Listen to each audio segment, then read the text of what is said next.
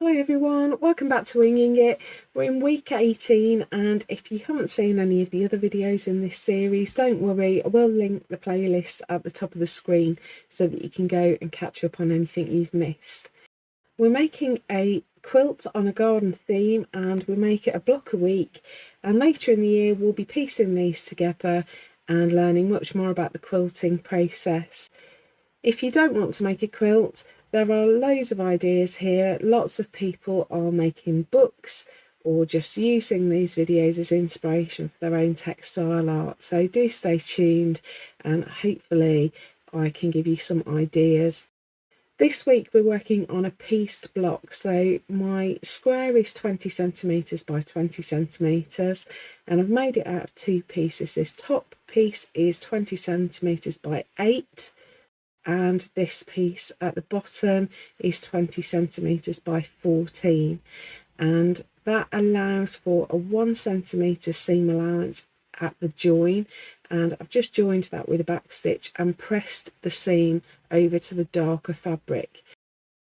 Now if you're not sure about this process, we've done it several times and I will link a video at the top that goes over the cutting process and the joining process, and that should take away some of the mystery if you're not sure. I've also got on my table some scraps of fabric and I've got very specific colours here. I've got a white, a black, a red, a plain yellow, I've got a yellow spot and I've got a scrap of brown, and you can see these are all offcuts and small pieces. You don't need large pieces of fabric for this one today. I've also got a circle template, I've got my bond web, and I've also got some embroidery threads in the colours that I've been using all the way through. So these colours here I'm definitely going to use, and I may use the other colours but I'm not sure yet. So first of all I've got my black, which is 403, these are all Anchor brand. I've got my brown, which is 480, I've got my white, which is 001, my yellow, which is 298, my red, which is 46, and my blue, which is 130. Then I've got my pink, which is 025, and my lighter green, which is 255. So I've got those handy. I've got a pencil because we're working on Bondaweb, and this week I've got a water erase pen because we're going to be using an iron. I have also got a white heat erase that I'll bring in later. I've also got my paper scissors and my embroidery scissors, and I've got my iron just off camera. So if you've been with us since the beginning, you'll know that back in week 6 we made a little robin block, and I really love this one. We made it with a 3-dimensional wing so that it's got a little bit of texture, and we mostly used applique with Bondaweb to put the pieces of our robin together to make this lovely little block. And so we're going to make a partner block to this one today, and you'll notice that I've changed the proportions of the grass and the sky. So on the robin the sky was the larger section, and on this one the grass is going to be the larger section. And this week we're going to make a goldfinch. Now there is a template available. I will put the address of our website at the bottom of the screen, and I'll also put a direct link in the description below. This costs £1 to download, and you'll notice that you also get a colorized version. This is quite a complicated design with lots of pieces, so I thought the colour version would help you be able to put this together. So the first thing I'm going to do is transfer an outline onto my background fabric, because I need some guidelines here to help me position the pieces. Now the robin face left and our goldfinch is also going to face left, even though on the pattern he's facing to the right. That's a deliberate thing that I've done, and all will make sense later. So to transfer onto my block, I just want to turn my pattern over and trace through it from the back. Now this is quite tricky to see because of the patterned fabric. It's quite dark, but it's actually the pattern interrupts your view of the line. I can just about see where I'm where I'm going. So I've positioned my block centrally on my template. I've got my light box here. If you haven't got a light box, don't worry, you can hold it up to the window. I just find that really hard to film, and I'm not doing every detail because some of it's going to be covered, but I've just done enough that I can position my starting pieces. And the way that we're going to do this, the pieces should just fit together really nicely. Now, this is a draft of the pattern that I printed out. The actual pattern has also got a sun on it, so we will be adding that in. So I've got a piece of bond web here, and I've now flipped my pattern so that it's right side up, and I want to make sure I'm drawing on the paper side of the bond web. And what I want to do is try and work these shapes so that pieces that are going to be the same colour are near each other, so that I can glue them onto fabric all in a oneer. So I'm going to start with a beak, and I'm drawing around it as precisely as I can, and I'm marking it with BR because this is going to be brown. The other piece that is going to be brown is the back of the bird, and so again I'm just carefully drawing around that shape that's going to be brown. I'm using my colorized version there to help me work out what shape I need, and I'm literally just going around the outline of that brown piece like that and marking it as brown again.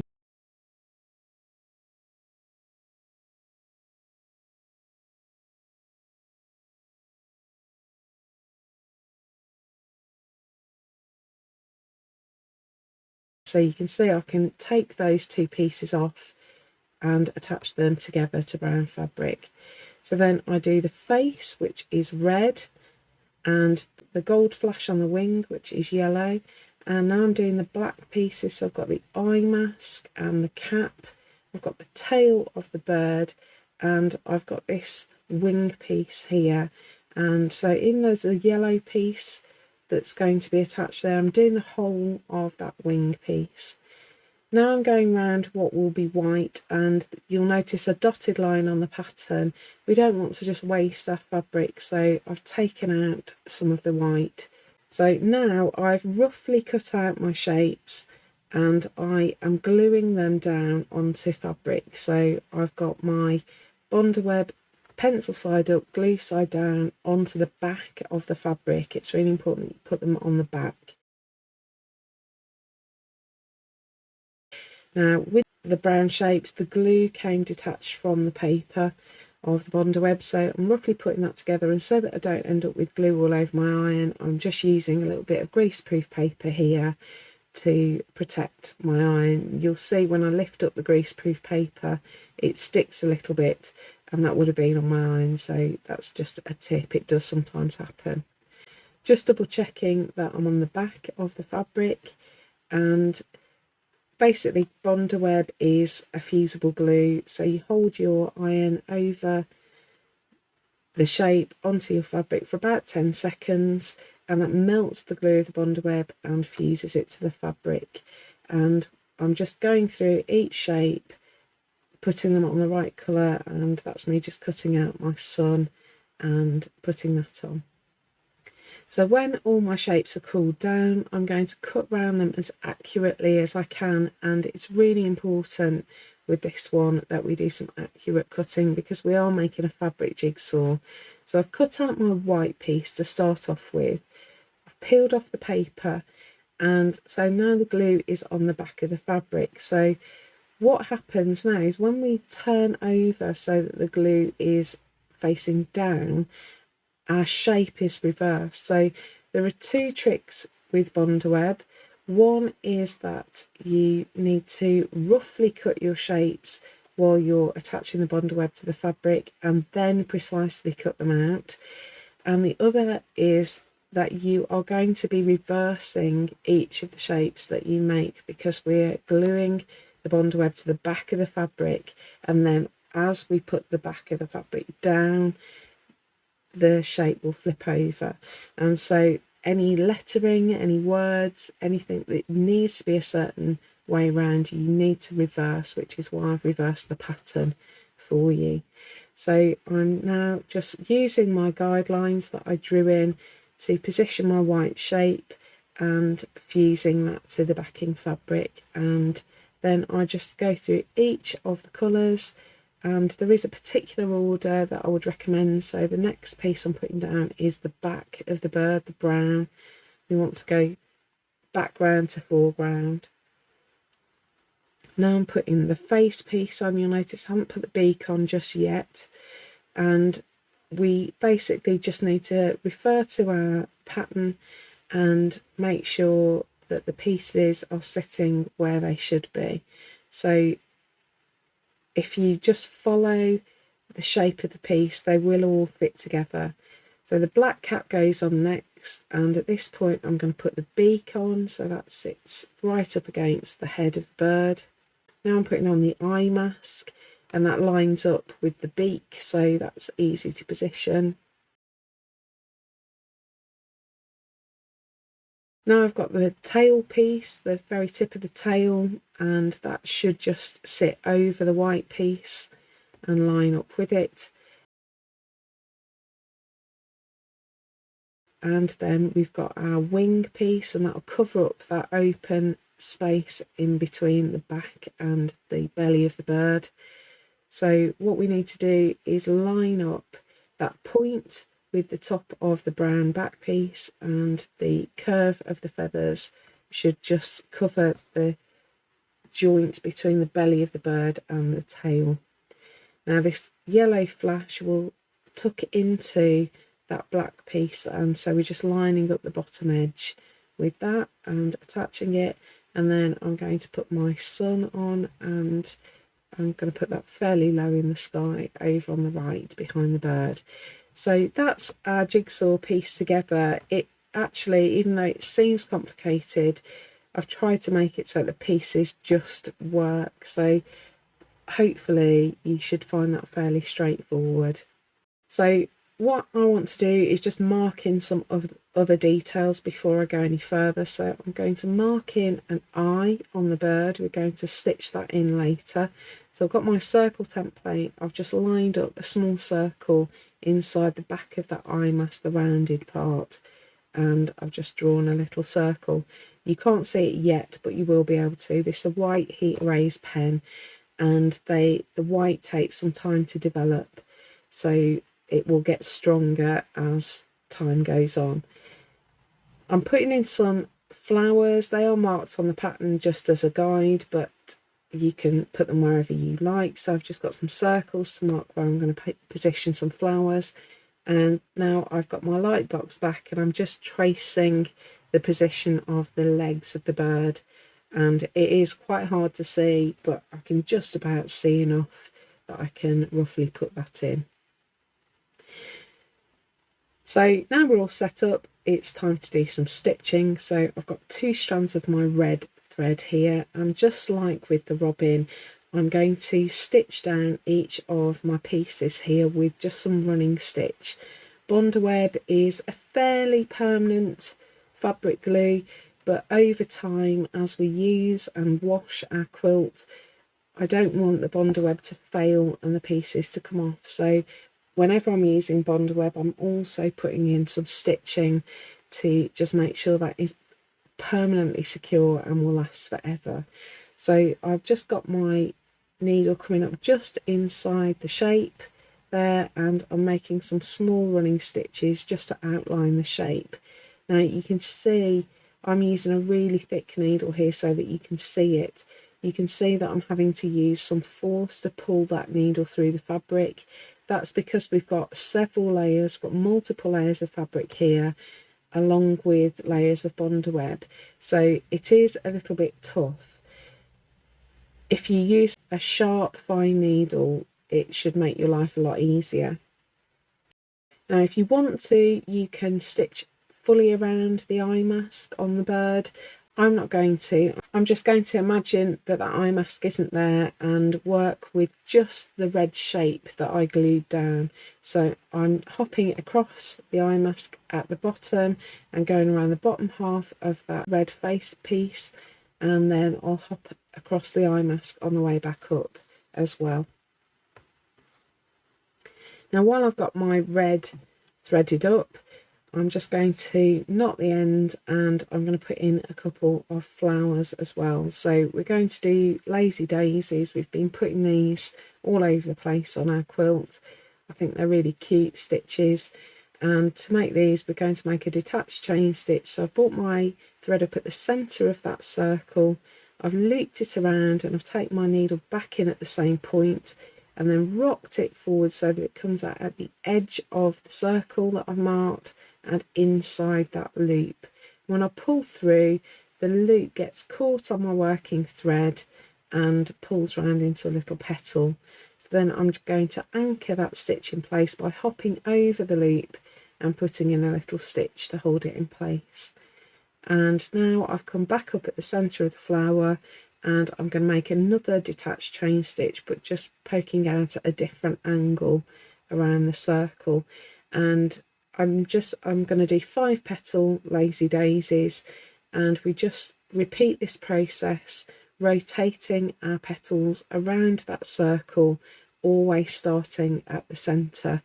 And you can put in as many petals as you like, really. I quite like the 5 petal flower. I think they look quite cute. So again, just coming up at the centre, taking my needle back down at the centre and rocking out to the edge of the circle, catching that loop, hopping over to make a little anchor stitch to hold that petal in place. So I'm just going to put in my last petal. We will come back and put some centres on these flowers, but we'll do that a bit later when we're using different colours.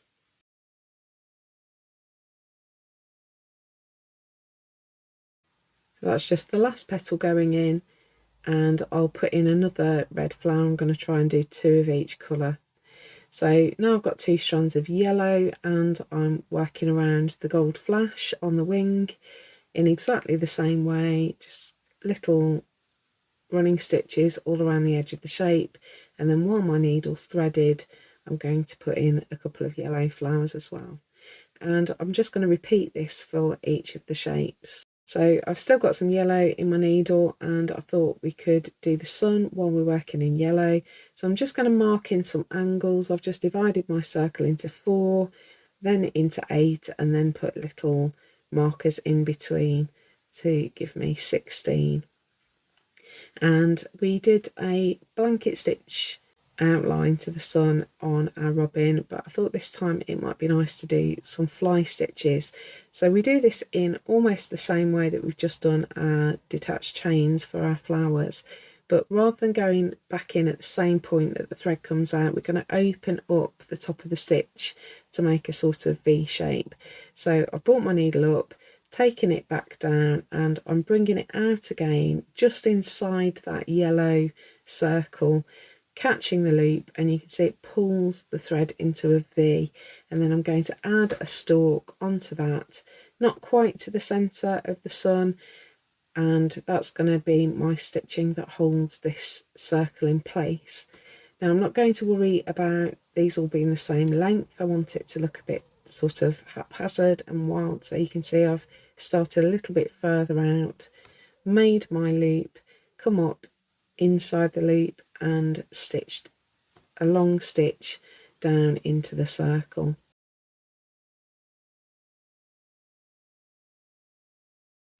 This one's going to be a bit shorter, so I brought my needle up, taking it back down a little distance away, rocking my needle forward so that it comes up on the yellow circle, and then taking my needle down a little bit further away towards the centre of the circle to put that straight stitch in place.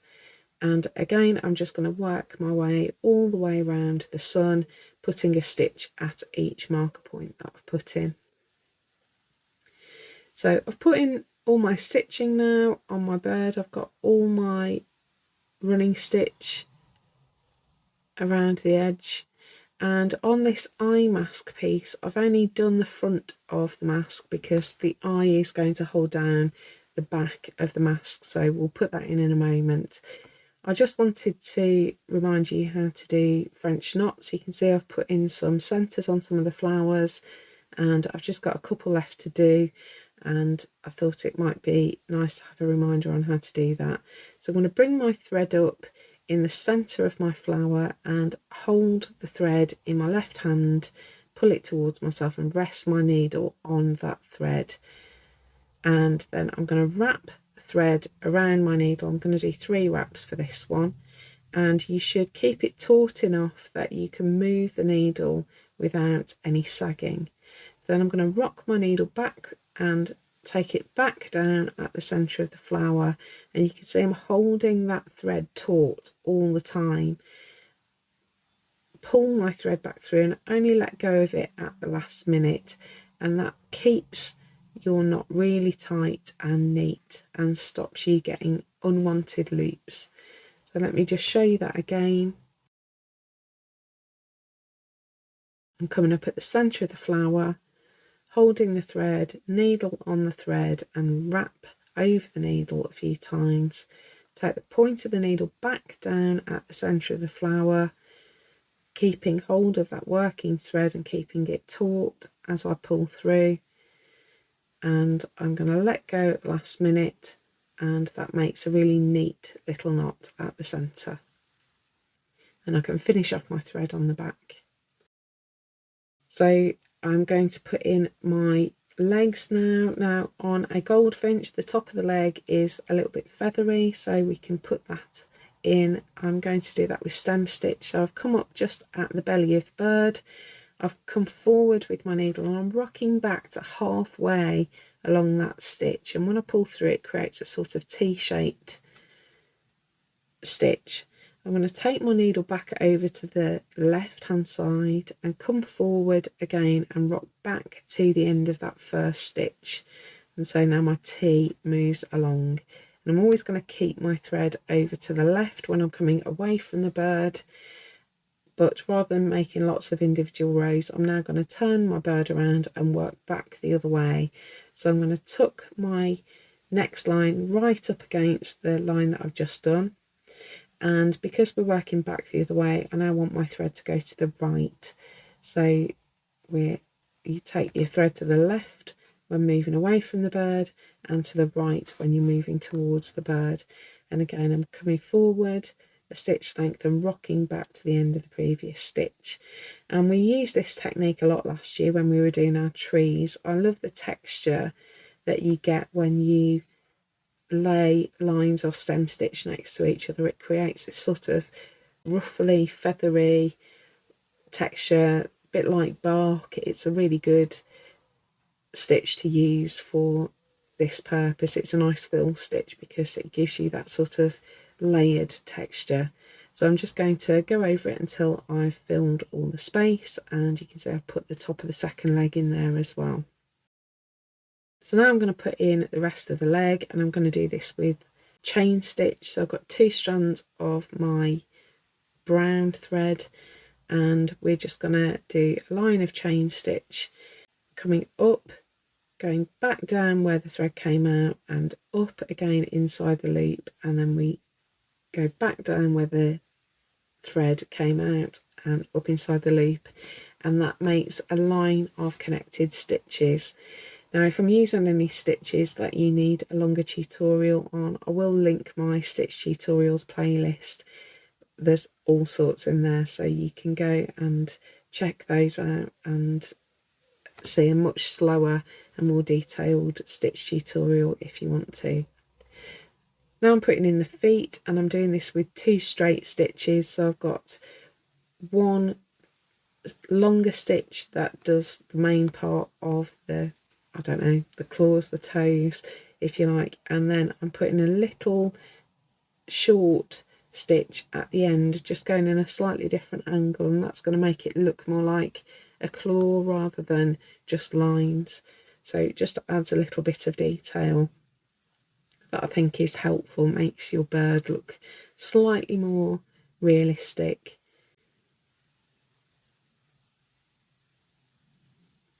So working my way around the feet, and I'll just put in the second leg off camera.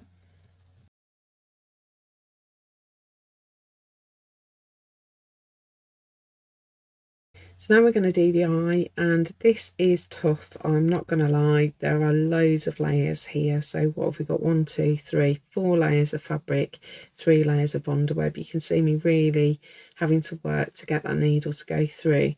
So if you want to, you could use a button, you could do a blanket stitch wheel like we did with our robin. I'm going to satin stitch this.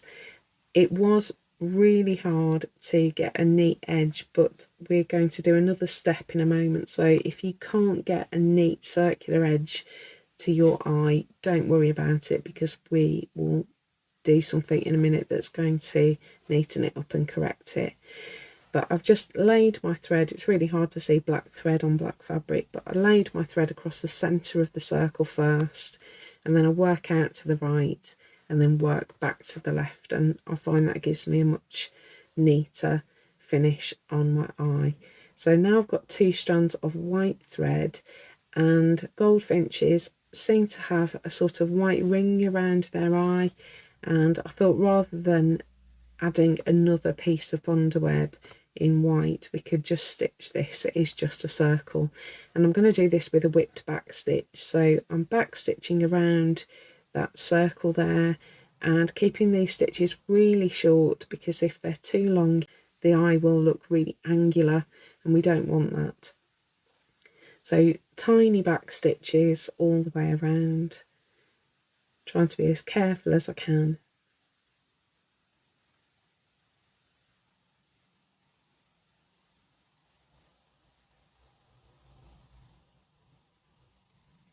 And then I come up again where I began, and I'm going to take my needle from the inside of the eye to the outside, and I'm just sliding my needle under each of those back stitches, not going through the fabric, just whipping underneath the stitch. And circles are tricky because obviously you're rotating, so if you, rather than thinking about going from left to right, if you think about going from inside to outside, then you'll keep your whipping going in the same direction.